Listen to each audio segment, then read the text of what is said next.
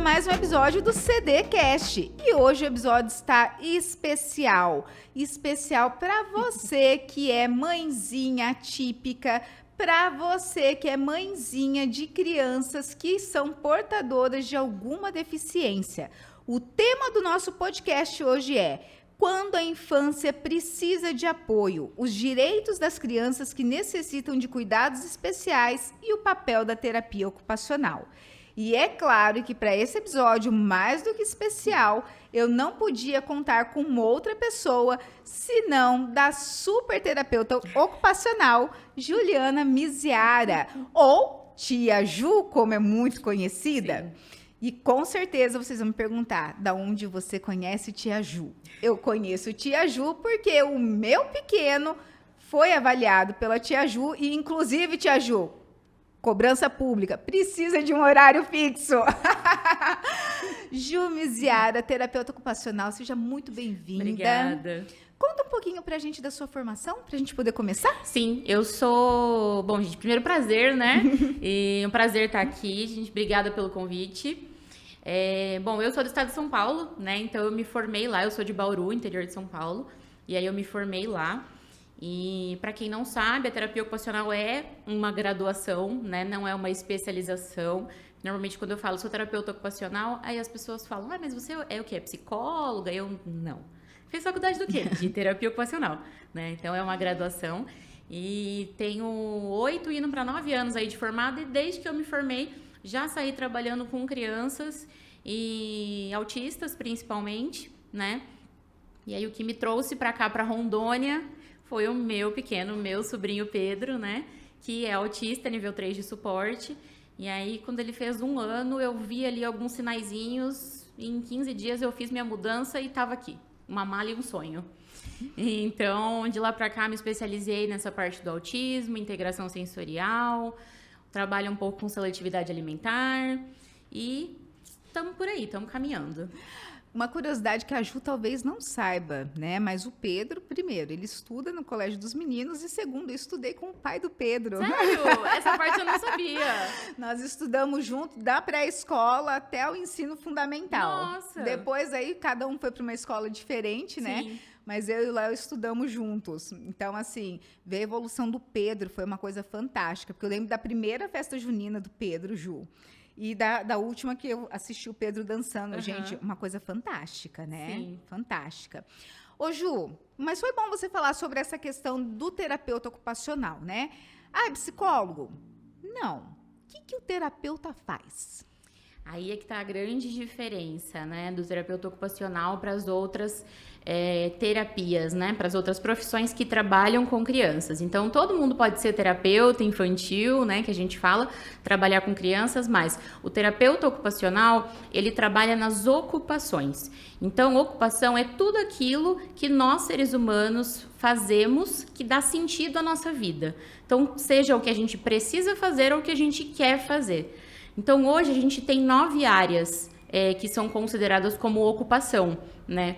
E aí, na infância, a gente tem a parte do estudo, da socialização, principalmente o brincar, as atividades de vida diária, que são aí as atividades que a gente faz de autocuidado, então higiene, alimentação, vestuário, e as atividades instrumentais de vida diária, que aí são um suporte, né? Então, assim, comer é uma AVD, mas preparar o alimento é uma AIVD, é uma atividade instrumental. Você não precisa daquilo para sobreviver, né? Mas todas essas áreas de ocupação estão no nosso dia a dia, né? E essa é a principal diferença, porque o terapeuta ocupacional, ele vai trabalhar diretamente aí, quando a criança tem uma falha, uma dificuldade nessas áreas de ocupação. Então, ela pode ter uma dificuldade motora, mas ela precisa do terapeuta ocupacional, porque essa dificuldade motora acaba dificultando aí que ela consiga brincar com outras crianças. Então, atrapalha a socialização. Olha só que legal, né? A gente não tem noção do que é a terapia ocupacional e qual a importância dela. Porque quando a gente fala principalmente das crianças com espectro autista, a gente sempre vai lembrar da AT, da acompanhante terapêutica. Sim. Mas a gente esquece que, na verdade, elas precisam de um treinamento. Não Sim. sei se de uma maneira simplificada, Ju, Até leiga, a gente poderia dizer que o terapeuta ocupacional é um treinador de habilidades. Sim, e a AT, ela pode ser treinada por qualquer um dos outros profissionais, né? Então, o que a gente mais vê é a psicóloga treinando a AT, mas porque hoje a AT está muito relacionada com a terapia ABA, né? E aí, quem trabalha mais com o ABA, a gente vê mais psicólogos. Mas o terapeuta ocupacional pode fazer a formação em ABA também, né? E aí a gente passa essas orientações. Mas por mais que eu tenho várias crianças que têm o AT, inclusive o Pedro tem AT, e a psicóloga passa as orientações para AT realizar com ele, né? Mas eu, enquanto terapeuta ocupacional, consigo passar algumas coisas também para ela realizar alguns treinos em casa, para facilitar ali essa parte da autonomia e da independência. É engraçado, sabe, Ju, que a gente fala muito da terapia ABA aqui no Brasil, mas esquecem da Denver, né? Sim. Que é uma terapia canadense muito rara. A última vez que eu tive um caso, que eu tive que intervir, só tinha em Florianópolis. Não sei hoje se tem em outras localidades do país, mas que diz que é uma terapia mais rápida dentro das questões de poda neural, né? Porque o Denver, ele pega... todos eles trabalham ali com o princípio da terapia cognitivo-comportamental, né? Que é a TCC, mas o Denver, ele pega crianças pequenininhas, né? Então, naturalmente, o Denver acaba acontecendo quando a criança tem ali até 3, 4 aninhos, e aí depois, quando a criança fica mais velha, acaba se indo para um ABA, né? O Pedro fez Denver quando ele era pequenininho, quando ele tinha 2 anos. E, de fato, a gente não tinha aqui, né? A gente precisou, daí ele ia para fora, fazia avaliações, e aí nós contratamos a AT ia junto quando ele ia fazer a avaliação. Aí essa profissional treinava a AT e fazia semanalmente daí encontros online com ela, assistia os vídeos ao vivo enquanto ela ia fazendo ali as atividades com o Pedro em casa. Então, envolvia toda uma logística, porque aqui não tinha, né? Mas o Denver, ele é mais naturalista, né? Então, ele acaba acontecendo mais ali naquela brincadeira do chão com a criança, né? Gente, eu não tenho essa formação de Denver nem de ABA. Então, assim, estou falando, né, o que eu vivi com o Pedro. E aí depois a gente acaba evoluindo para um ABA quando vai ficando mais velho, né? O Pedro, por exemplo, perdeu durante muito tempo o interesse por brinquedos. Agora é que ele voltou a brincar. Mas durante muito tempo ele perdeu. Então, a gente ia fazer atividade mais em mesinha, uma coisa mais estruturada, né? Então, a diferença principal tá aí, numa parte mais naturalista e um mais estruturado. Olha aí, ó, para quem não conhecia o método, gente, fica aí a dica, principalmente você, mãezinha que tá com um bebê pequeno em casa, vendo os primeiros sinais, né?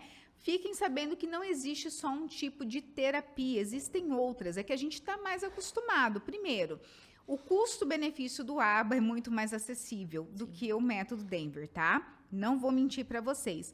Mas quem tem condição, vale a pena ir atrás. Até porque o ABA hoje a gente tem muitos planos de saúde que acabam fornecendo, né?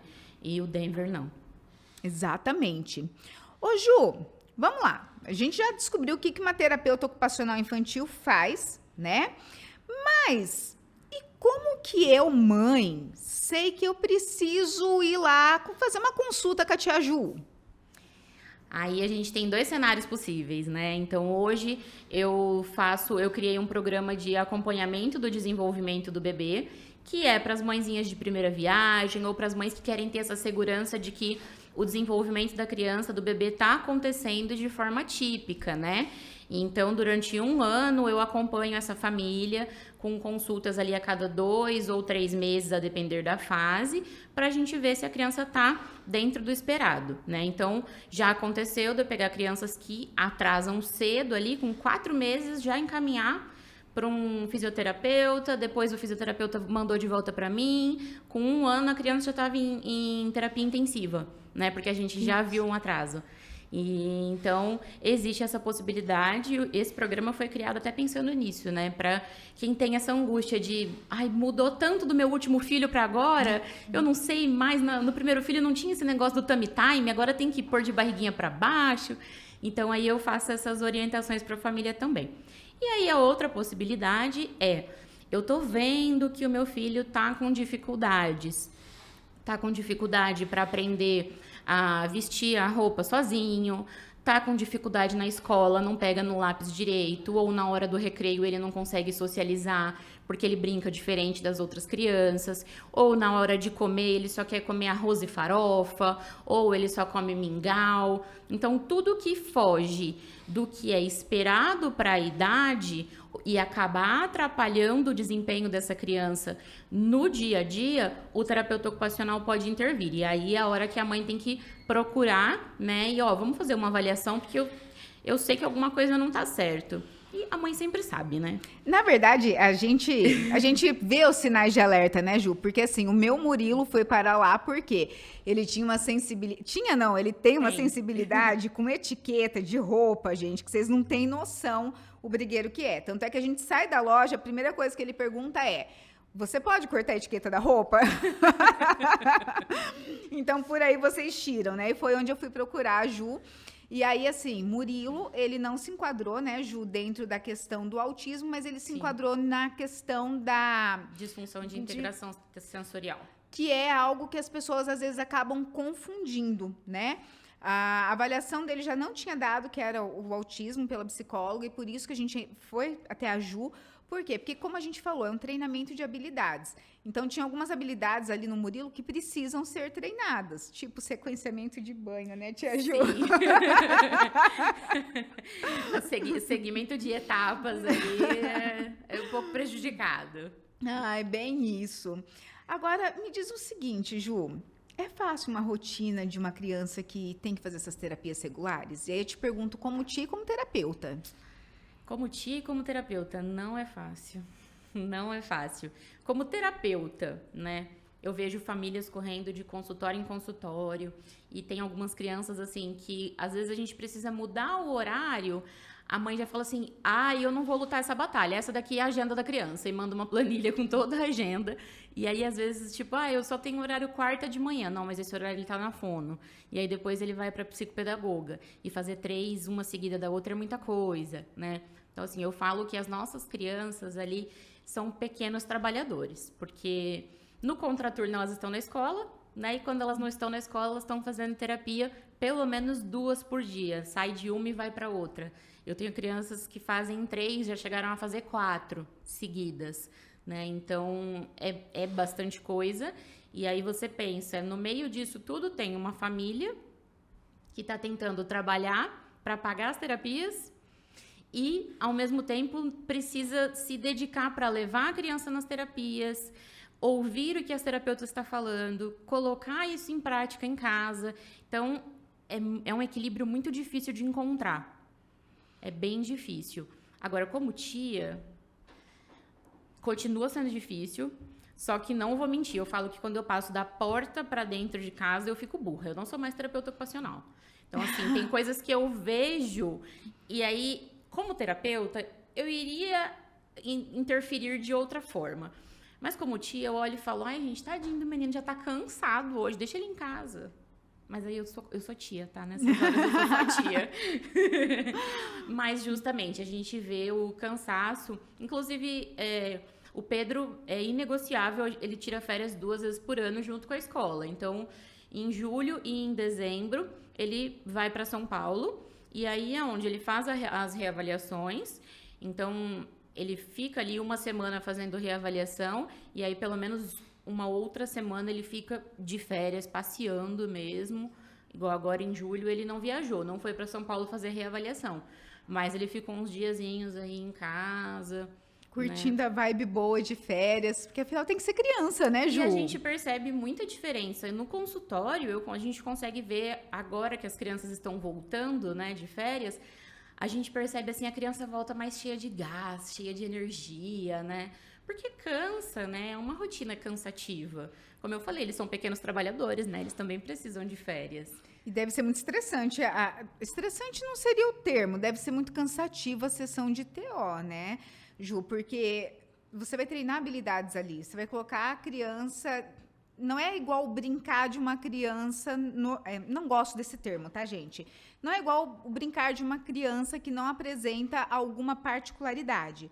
Então, a criança, ela geralmente brinca, ela vai gastar aquela energia, vai deitar, dormir e recarregar. Sim. Agora, quando a gente está diante de uma criança que ela tem a disfuncionalidade ou que ela é atípica, não é o brincar, ela tem que brincar e raciocinar. Sim, porque muitas vezes a gente tá brincando, mas para ela, a gente tá brincando e tá atingindo uma coisa que ela ainda não tem aquela habilidade, e a gente tá instigando que ela conquiste aquela habilidade. Então, de fato, é cansativo. E tem crianças que, inclusive, a gente pede para a família tirar ali pelo menos uma semana de férias e deixar a criança, de fato, ociosa. E aí é quando a família volta para a terapia e fala assim pra gente: nossa, do nada ele subiu na bicicleta e saiu andando. Aí eu olho e falo: prazer, do nada. Eu fiquei 6 meses ensinando ele a andar de bicicleta, daí do nada ele subiu na bicicleta e saiu andando.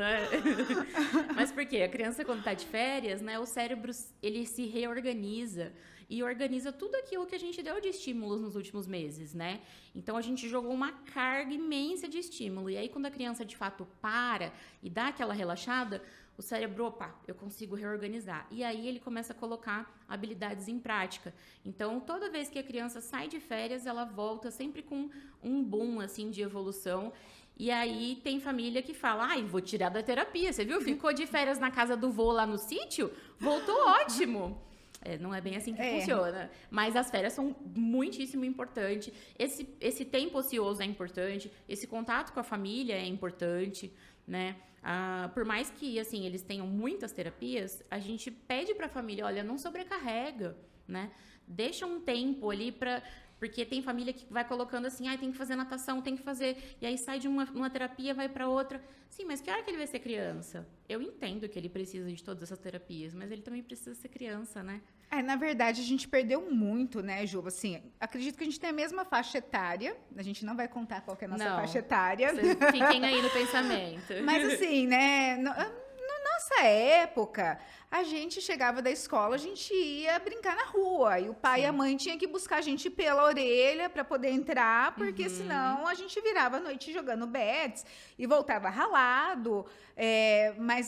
Chegava da escola, não tinha o tanto de tarefa que eles têm. Sim. Eu tiro isso, gente, pelos meus meninos. Os meus meninos inglês num dia, Kumon no outro, aí academia, aí tem mais a robótica e por aí vai, fora as tarefas de casa, gente. Então, não sobra tempo para ser criança. E aí, quando você precisa colocar terapias, é aquilo que a Ju falou, é literalmente um quebra-cabeça achar os horários. Achar os horários é difícil. E às vezes tem criança até que assim, tá na lista de espera. Daí quando chega a vez, aí eu mando mensagem e falo: tem... abriu um horário, quarta-feira, 3 horas da tarde. Ai, mas esse horário não dá porque ele tem tal coisa. E eu, tudo bem. Não, pera. Não, eu vou mudar. Eu sou essa mãe, gente. Pronto, me entreguei. Calma, segura a vaga que vai dar certo. Eu vou mudar os horários, né? E aí, quando a gente pega as crianças também mais velhas, né? Como, por exemplo, já na idade do Murilo, aí a gente compete, e é uma competição desleal, com coisas como videogame, celular, youtubers, né? E aí, nós, terapeutas, a gente tem que, assim, plantar bananeira para fazer a criança querer estar ali, né? Porque já é pré-adolescente, né? Já não é mais criança. E aí, a gente tem que lutar para eles quererem estar lá com a gente, porque senão chega lá na minha frente e fica assim: ai, que saco, queria estar em casa jogando videogame. Bem isso. Né? Tinha alguma coisa mais importante para poder fazer. Exato. Fazer o quê aqui? Que chato, né? Então... tem isso também, né? E na nossa época a gente não tinha isso, né? YouTube, e a gente não tinha o fácil acesso às coisas. Eu me lembro quando eu era adolescente, na fase do Rebelde, gente, eu tinha que ficar esperando dar o horário para assistir.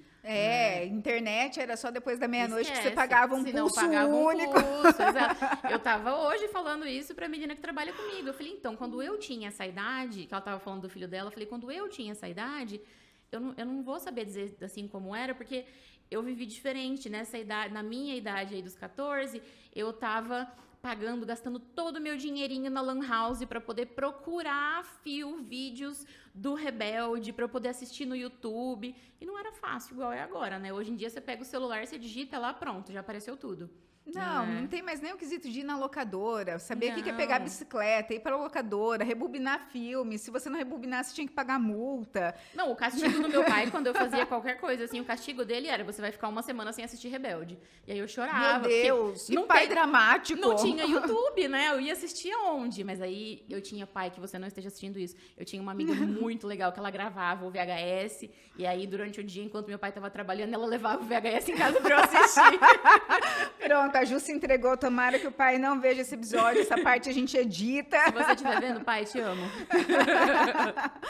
Mas a realidade era outra, né? Até às vezes, Ju, muitas mães e muitos médicos hoje vêm assim com o diagnóstico de a criança está com autismo. E às vezes não é um autismo, às vezes é um excesso de tela, Sim. às vezes é um excesso de informação. E fica difícil hoje em dia, com tantas habilidades, a gente equilibrar os pratos. Você tem alguma dica de terapeuta? Tipo assim, olha, tem uma atividade aqui que é legal. Eu tive essa dificuldade com os meninos. Eles foram se descobrir, sabe quando, Ju? Agora que meu marido comprou um sítio e aí colocou cavalo, colocou galinha, colocou cachorro. Então, eles se descobriram ali. Então, se você fala assim, eu vou pro sítio, pronto. Eles largam tudo para ir pro sítio. Mas até achar isso é muito difícil. É difícil mesmo. E é uma dificuldade constante, né? Como você falou da questão do excesso de telas mesmo, a gente teve alguns estudos que, numa época, até acabaram confundindo algumas pessoas, que eles deram o nome de autismo de tela, né? Justamente porque o excesso de telas acaba trazendo a privação da socialização e aí acabavam imitando alguns comportamentos muito parecidos com os comportamentos do autismo, né? Mas tem coisas que não batem, então eles pararam de usar esse termo porque começaram a confundir as famílias, né? Mas existe, de fato, esse excesso de telas. Inclusive, uma das coisas principais quando a criança chega para avaliação é a gente investigar a rotina da família, né? Porque, assim, se é uma criança que chega com várias características, mas a gente vai ver a criança tem livre acesso e fica 10 horas por dia na frente da tela, cara, é difícil a gente afirmar, assim, de cara, né? Então, a primeira coisa é, vamos reduzir esse tempo de tela? E aí, depois, vamos fazer outra avaliação para a gente ver como a criança fica antes e depois, né? Então, tudo isso é importante. Agora, uma dica... Não tem dica. Tem a prática, não né, Ju? Dica. É porque, na verdade, assim, você precisa conhecer a criança. E aí, como você falou, às vezes você vai demorar 10 anos para descobrir o que a criança gosta, né? Porque a gente tá muito sufocado de estímulos. Então, é muito difícil, realmente, até a criança entender o que ela gosta, encontrar o que ela gosta, né? Você precisou levar os meninos aí para um sítio longe de internet e tal, para eles entenderem o que eles gostam. E cara, é muito difícil. Tem criança que vai passar a infância inteira e não vai descobrir uma coisa que ela gosta. E quando você pergunta e fala, o que você gosta de fazer? A primeira resposta da criança é jogar videogame. E aí eu falo, mas além do videogame, tipo, se um dia tiver sem energia, né? Se o videogame quebrou, o que você faz? Eu choro. Eu não sei outra coisa que eu gosto de fazer. Então, assim, é triste, né? É preocupante. É preocupante, mas... É na tentativa ali do dia a dia, né? Então, uma semana a gente vou tentar colocar no futebol. Vi que não se encontrou, vou tentar colocar no vôlei, né? Eu vou com ele no clube no final de semana. Ou vou ensinar a jogar bets. Gente, as crianças hoje em dia não sabem o que é bets, né? Vou riscar lá o chão em casa e se morar numa rua mais calma, né? Vou riscar o chão ali e vou ensinar a jogar bets. Pego o primo, pego o amigo da escola, né? Porque é só assim que a criança vai conseguir, de fato, vivenciar ali e até se descobrir mesmo. Ô, Ju, e a gente falou muito aqui de um termo bem importante nesse tratamento todo, que é família. E aí, como é que a família é recebida, né? Como que ela deve conduzir isso, ou como você conduz? Como que é o acolhimento dessa família? Logo quando eles chegam procurando ali uma avaliação ou quando já tem um diagnóstico? Quando já tem um diagnóstico mesmo. Quando já tem um diagnóstico, normalmente a família vem procurar a gente em duas possibilidades. Ou ela já passou pelo luto e está na fase prática ali da aceitação, é isso aqui, a gente tem que fazer terapia, vamos lá. Ou a família chega já com o diagnóstico, mas muitas vezes chega assim, mas eu não tenho certeza, você confirma? Porque eu não sei, eu não gostei muito do médico, eu não gostei muito daquela psicóloga, né? Então, tentando ouvir algo diferente, né? E aí, o acolhimento primeira coisa é a gente se conectar com a família, E eu falo que ser tia do Pedro me mudou nisso, porque eu já estive agora dos dois lados da mesa, né? Do lado terapeuta e do lado família. Então fez muita diferença. E eu consigo hoje olhar para a família e saber se aquela família está preparada para ter certos tipos de conversa ou não. Por que que eu falo isso? O Pedro, quando ele teve atraso de fala, foi o primeiro sintoma ali, ele regrediu na fala, na verdade, né? Nós procuramos uma profissional e a forma como a profissional abordou a minha irmã traumatizou. Então, a minha irmã deu uma travada, assim, e aí, durante 1 ano, eu não podia falar a palavra autismo em casa, né? E ela ficou assim, não, é só um atraso de fala, é só um atraso de fala. E aí depois, com o tempo, ela foi assim amolecendo, ouvindo outros profissionais. Então, dependendo da forma como a gente passa a mensagem, a gente espanta a família. E aí a gente acaba perdendo a família e a criança, que é o mais importante, porque daí a família vai demorar para passar por esse processo de aceitação e aí a criança acaba atrasando mais ainda o acesso a terapias, né? Então, é de fato sentir ali como que aquela família tá. Ela tá preparada para ter certos tipos de conversa, né? Então, assim, tem família que já chega mais tranquila. Olha, eu entendi, eu já sabia, no fundo eu já sabia mesmo. Ouvir o que o médico falou me deixou confortada de que eu não estava louca, né? Mas tem família que já chega mais espinhosa, então a gente vai aos poucos. Olha, tá tudo bem, aqui é um espaço seguro, você pode confiar, né? Tudo que for falado aqui vai ficar aqui. O que eu tô aqui para tentar procurar fazer o melhor por você e pela sua família, né? E uma coisa que eu sempre tento deixar muito claro para as famílias é: você me procurou para a terapia da criança, mas eu não sou terapeuta da criança, eu tô ali com a família inteira, né? Porque a criança ela é apenas um sintoma de todo um contexto. Então, não adianta eu falar, eu vou tratar essa criança só ali 2, 3 horas por semana. Não, eu vou ter que sentar com a família, eu vou ter que orientar a família vai ter que pôr isso em prática em casa, né? Senão não vai funcionar. Mas olha, fantástico, né, Ju? Porque a família é o cerne de tudo, né? É o que acolhe, gente. Não tem para onde a gente fugir. Sim. Só que assim, né, Ju, tem uma outra coisa que me preocupa muito enquanto profissional da área do direito. Aquela questão do custo, do famoso custo dessas terapias, né? Sim. E que são coisas que as pessoas não sabem, que parte dessas terapias podem ser custeadas pelo SUS, assim como os planos de saúde também têm a obrigação de custear. Eu tive um choque de realidade tão grande semana retrasada que eu fiquei assim espantada. Eu estava no interior de São Paulo e conversando com uma pessoa que nós estamos desenvolvendo um projeto para mamães atípicas lá. Eu fui chamada em São Paulo justamente por conta dessas mãezinhas que estão sem informação nenhuma. A gente fala assim, eu estou em Rondônia, eu estou lá no interior, estou no norte e não tem informação. E aí o meu susto foi muito grande, porque uma cidade que fica a 1 hora de São Paulo, você ouvir que as mães não sabem dos direitos que elas têm, que os filhos têm, com relação à cobertura do plano de saúde nas terapias. Porque ainda que a terapeuta não seja conveniada, por exemplo, como é o caso da Ju, a Ju não tem convênio com o plano de saúde. Sim. Só que como o plano de saúde nenhum aqui da região cobre terapeuta ocupacional, não tem um terapeuta, na verdade, credenciado. Não tem um terapeuta credenciado. A família ela pode optar pelo atendimento da Ju e pedir o ressarcimento, por exemplo, desses valores. Sim. E as famílias não sabem. E a coisa está tão grave em São Paulo, Ju, que você acredita que tem famílias que têm condições de ter crianças em escola particular, que estão optando por colocar os filhos em escola pública, tirando vaga de crianças que realmente precisam, porque não sabem que o plano é obrigado a custear a AT, que o plano é obrigado a custear a TO. Então, a gente fala, às vezes, de uma realidade aqui do Norte, mas que não está muito diferente lá embaixo. A gente não está nada distante, assim. Eu acho que a gente está ali no mesmo patamar de tanto de informação quanto de desinformação. Porque não sei se acontece muito no teu caso, de mães que param o tratamento por questões financeiras. Sim. Não por falta, né? Mas por questões financeiras. Uhum. Porque assim, querendo ou não, gente, é um custo. E assim, eu digo que essas consultas não têm preço, elas têm valores. Qual que é o valor agregado? É o valor dos anos de estudo da Ju, é o valor da prática da Ju de todos esses anos, né? Então eu digo sempre, um profissional ele nunca tem preço, ele sempre tem valor, né? E aí o que as mães não sabem, o primeiro passo é essa questão que a gente fala ali, né, dos auxílios do plano de saúde do SUS, que é obrigado a custear.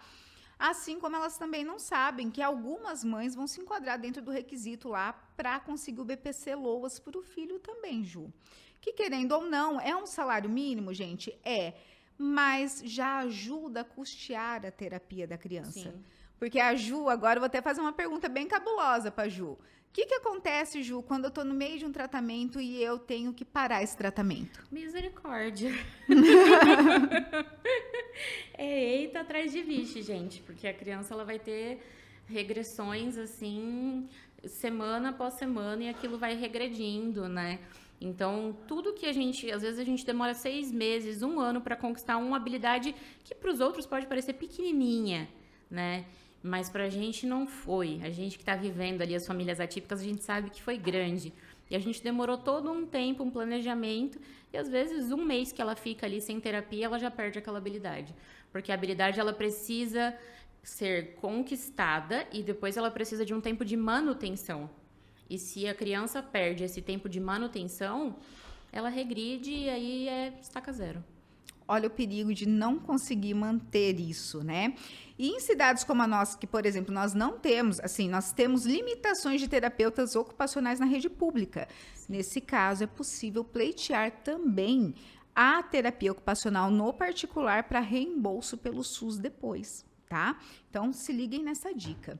Ju, você não vai acreditar, mas já passou um tempão de quando a gente começou a nossa conversa. Para encaminhar aqui pro nosso finalzinho, me conta um negócio, Ju. Um caso marcante da sua carreira. Cara, assim, juntando tudo isso que nós falamos aqui, ele pega tudo, assim. Tem um paciente que eu atendi aqui em Vilhena, e a mãe chegou pra mim, ele tinha uns 2 anos mais ou menos, e a mãe chegou assim, olha, eu não sei o que fazer, e eu levo ele no parquinho, eu vejo que ele tem dificuldade, ele não sobe no balanço, ele não vai, não escorrega, né? E aí ele fica ali afastado, aí ele deixou de querer ir no parquinho, né? Então, e aí eu levo ele num lugar, levo no outro, e minha família fica, para, você tá procurando pelinho, ou você tá louca e tal. Aí fizemos a avaliação, e eu nunca me esqueço, o dia que eu entreguei o relatório de avaliação para ela, e aí eu explicando, falei, olha, então, acontece isso, isso e isso, ele não consegue subir no balanço, brincar, não escorrega, por conta de tal coisa. E ela começou a chorar, eu falei, calma, mas a gente tem tratamento. Ela, não, tô chorando de alívio, porque eu não era louca, realmente, né? Eu sabia que tinha alguma coisa, e de fato tinha.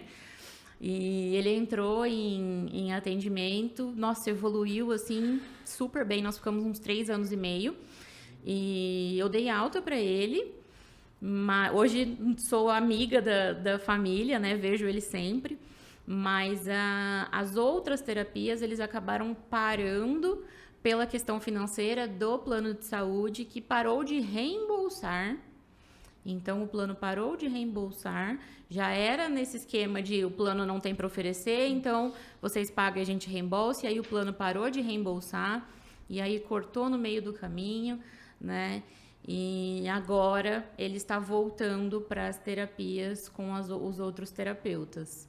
Mas, assim, eu sou apaixonada por ele, né? Acompanho todos os meus pacientes, eu falo para as mães, né? Seja os que estão em atendimento ou os que vão para alta, eu falo, gente, me manda notícia, me manda vídeo, porque a gente se apega. Na faculdade falam pra gente não se apegar, mas eu duvido quem não vai se apegar, né? Chega um bebê mais lindo que o outro lá. Então... Mas é bem isso mesmo, Ju. A gente se apega muito, e eu digo sempre, né, que aqui o caso mais marcante que eu tive envolvendo autismo, ele foi no final do ano passado. Nós tivemos um caso aqui de uma criança com nível 3 de suporte, onde ele tinha surtos na escola, onde ninguém conseguia se aproximar dele. Inclusive, ele foi parte do projeto social do escritório que a gente tem. A gente tem um braço aqui social, onde a gente faz algumas coisas sem cobrar. É literalmente um braço social. E nós fomos acionados justamente por uma pessoa que trabalhava na Secretaria de Educação e contou a história da família, e nós fomos até essa família para poder auxiliar. E foi muito engraçado, porque quando eu cheguei para poder conversar, né, com esse menininho, eu cheguei e na minha simplicidade, gente, eu esqueci. Eu sou pedagoga por formação, Ju. Antes de ser advogada, eu fiz pedagogia. Foi, inclusive, uma das primeiras cadeiras que a gente passou a ter a cadeira de inclusão de pessoas com deficiências. Então, a gente teve uma questão na faculdade. Eu fui para a sala de aula, eu tive o contato com as crianças. E eu, na minha inocência, eu simplesmente esqueci. Mas acho que eu cheguei com o coração tão aberto, que eu cheguei e falei assim, oi, cara, tudo bem? Você pode me dar um abraço?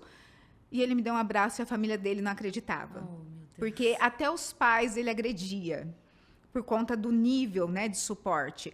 E eu digo que é muito especial, porque até hoje, quando ele passa aqui no escritório, ele vem dar um beijo na tia Camila. Oh, meu Deus. Então, eu digo assim, que são as coisas que o dinheiro não compra, né? Sim. E isso que a Ju tá contando, para quem segue a Ju, e quem não segue vai seguir daqui a pouco, que a Ju vai passar o arroba dela. Gente, eu fico apaixonada de ver os stories da Ju contando, sabe, a rotina dela na clínica e mostrando a evolução dos pacientes, sabe? Porque você vê ali literalmente amor naquilo que você faz, Ju. Isso é muito bonito, Sim. sabe? É até uma as pessoa que está aqui mais tempo no podcast sabe que eu só convido para essa mesa aqui quem coloca o coração naquilo que faz, que não faz só por dinheiro, né? E a gente vê claramente isso em você, que não é pelo dinheiro, é pelo amor. Eu fico feliz, porque eu costumo falar que não fui eu que escolhi a terapia ocupacional, né? Foi a TO que me escolheu. Porque eu queria ser fotógrafa. Minha vida inteira eu falava, não, eu vou ser fotógrafa. Quando eu era adolescente, eu comprei uma câmera profissional, fiz cursos, tal. E aí fui fazer 1 ano de publicidade na faculdade e eu gostava do curso.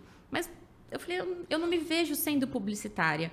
E aí eu tranquei o curso e minha avó, que é o amor da minha vida, que é a que eu tenho a tatuagem aqui, ela teve um AVC e ela ficou um tempo acamada. E durante os meses que ela estava acamada, era eu que ficava com ela. E aí minha avó sempre foi muito independente, muito ativa. E aí ela estava com o braço esquerdo paralisado, e aí o braço direito paralisado, e ela não conseguia pegar o copo e levar e tal, na boca. E aí ela ficava incomodada com aquilo. E aí a TO passou no hospital. E aí a TO cortou o copo, assim, fez uma adaptação para ela, colocou a alcinha e tal, para ela segurar. E aí a minha avó tomou, assim, sozinha a vitamina dela, e aí minha avó começou a chorar, e aí eu comecei a chorar, e a TO começou a chorar, e eu falei, meu Deus. E aí aquela sensação que eu tive ali com a minha avó, eu falei, é isso que eu quero ter o resto da minha vida, é isso que eu quero que outras pessoas sintam, né? Então, eu falei, é isso que eu vou fazer. Falei, moça, senta aqui, me conta o que você faz, aonde que eu estudo, como é que é. E no semestre seguinte eu já estava matriculada, já. Então, literalmente você foi escolhida. Caiu no meu colo, assim, sabe? E aí, 1 ano depois, quando eu me formei, o Pedro nasceu. E aí, o meu primeiro emprego já foi para trabalhar com autismo e infância. E aí, 1 ano depois, eu mudei para cá e o resto é história. E o resto, quem quiser saber mais, segue a Ju no... @Jumiziara. Gente, só sigam, tá? Mãezinhas que estão assistindo, tá? Principalmente se tiver o pessoal aqui do projeto Altividade, da Bruna Borim, que tá acompanhando, tá? Ou o pessoal do projeto Amar, lá de Araras, interior de São Paulo. Simplesmente sigam a Ju, porque o conteúdo é muito bom mesmo, tá? Ju, eu quero agradecer a sua disponibilidade, Obrigada. o seu carinho de vir aqui, né? Ter fechado um tempinho da sua agenda para trazer informação, para doar um pouquinho do seu tempo, né? Papai do Céu te abençoe realmente por esse carinho, Amém. né, com o nosso público todo. E não vão faltar oportunidades para que você esteja aqui. E aí eu quero que você faça suas considerações finais também, Ju. Bom, obrigada, né? Obrigada pelo convite. Fiquei muito, muito feliz. É sempre um prazer para mim falar da terapia ocupacional, contar a minha história, né? E poder trazer um pouquinho mais de conhecimento, porque eu falo que o problema não é o autismo, o problema não é o TDAH, o problema não é a síndrome de Down, o problema é a falta de informação das outras pessoas, né? Então, se a gente conseguir levar um pouquinho que seja, já ajuda, né? Então, uma gotinha por dia, o oceano vai ficando maior. Gente, e para você que está aí do outro lado da telinha, nosso muito obrigada. Esse foi mais um episódio do CDcast e se prepare, que ainda tem mais um episódio nessa temporada com uma pessoa muito especial, o cara que te ajuda na hora do bendito benefício de prestação continuada. Uma figura que é tão importante, chamada assistente social, que vocês nem imaginam para que serve. Então fica ligadinho, no próximo episódio eu trago esse convidado super especial.